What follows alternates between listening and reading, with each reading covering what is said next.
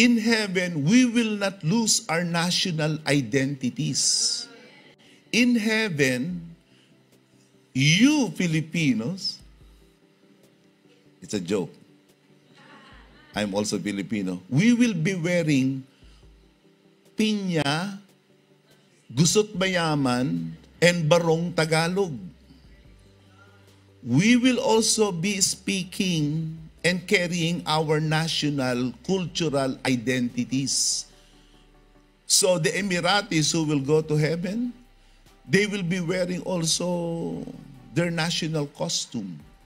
Interestingly, in Revelation 21, 24, and 26, look at this. Now, are you still with me? I'm telling you, this is just going to be a short message, okay?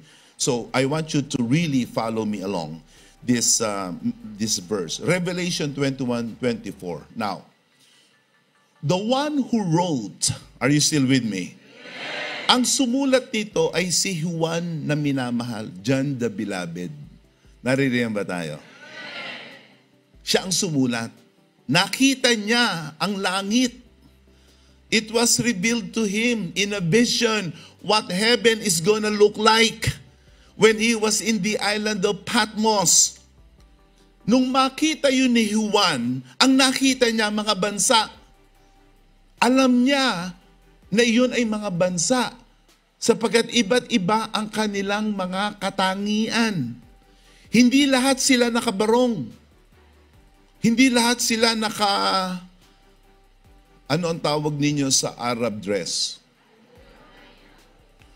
Sa babae, abaya. Yung sa lalaki, aldura. Kandura. Nakita ni Juan, may nakakandura, may nakabarong, may naka-Amerikana, may nakabahag. Iba-iba.